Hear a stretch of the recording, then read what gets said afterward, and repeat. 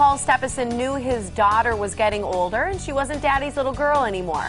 Then a routine doctor's checkup turned out to be anything but. Rebecca was diagnosed with a rare form of cancer and lost her battle at the age of 19.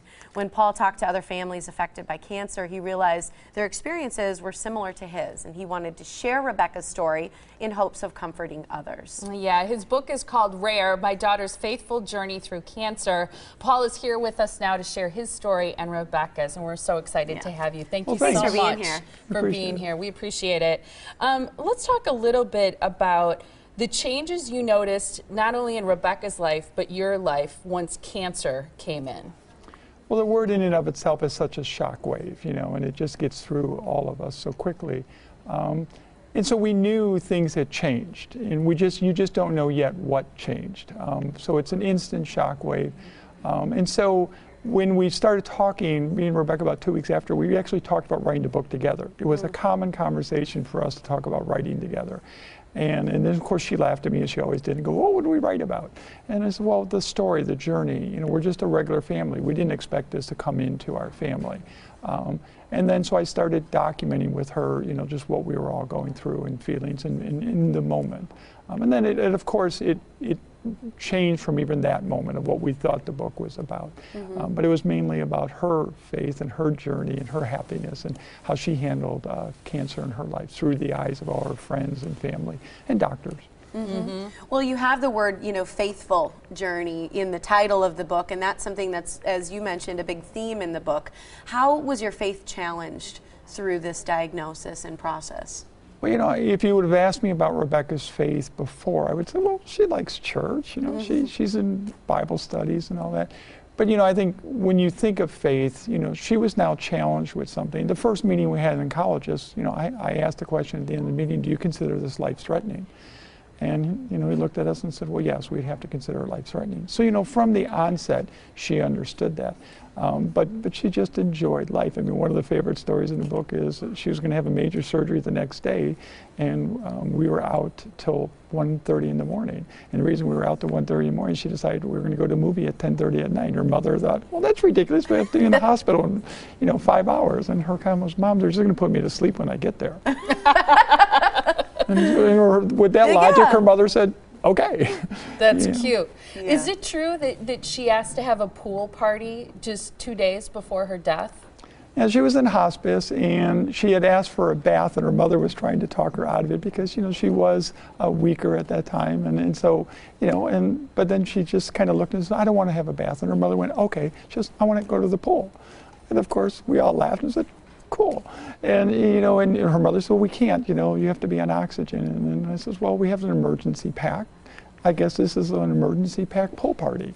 And so, you know, we actually went to the pool. She sat in the pool for an hour and just enjoyed Florida sun and that. And yeah, I know the absurdity of that comment. And someone, you know, her friend Katie wrote about that event. But yeah, there is some absurdity in it, but she actually had a pool party 2 days before she passed away. I love that. It speaks a lot to her, you know, her love of life and her character and her spirit. And I think that's something that probably is one of those memories that you hold very tight too. You know, one of the things in writing the book is that you say, as you talk to other people going through cancer as a journey, there were a lot of similarities in their stories, and that's part of the reason you wanted to share this in a book form too. What kind of similarities do you hear? And people who pick up your book to read it, how can it help comfort them through what they're going through? Well, you know, and there's so many different stories. A mother who lost her daughter to the same cancer, Rhabdomyosarcoma, read the book. I would not have expected her, whatever way I want to word this, to be a target audience person, you know, lost her daughter. But she contacted us and said, you know, you wrote our story. And I didn't know how to respond to that, but, you know, she just said, you know, her daughter and Rebecca were the same, their happiness, their spirit. And she thought her daughter did the same thing with Rebecca. She prepared all her friends and everything for this. And it was her strength. And so when you get a comment like that, you realize that, you know, you're telling the commonality of our families not just our family. And how, as a dad, do you talk to a child, your child, who's a teenager, about the fact that their life is coming to an end? I mean, do you talk about that? How do you handle that subject with someone whose life is just beginning?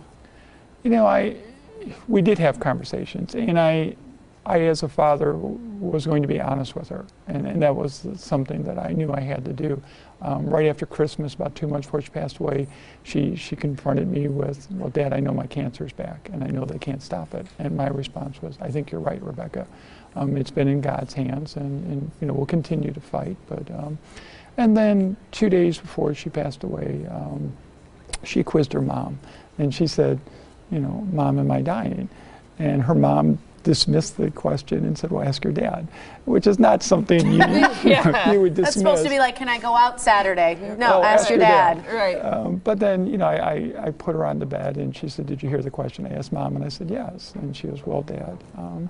And I said, yes, Rebecca, your physical body can't hold out much longer.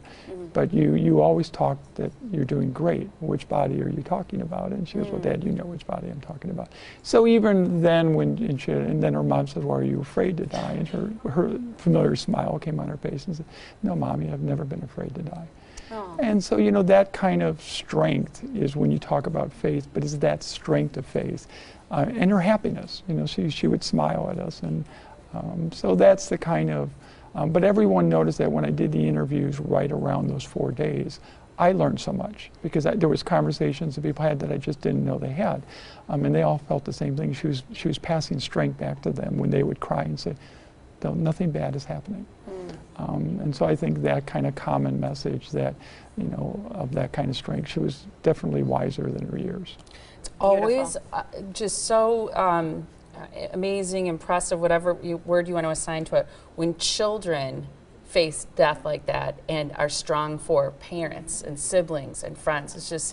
It's unbelievable. And I appreciate you sharing her story as well as yours. Thank you so much. What a legacy. Yeah, for sure. So here is where you can find out more about this book. RareBookSPC.com is where you can go to find more about this.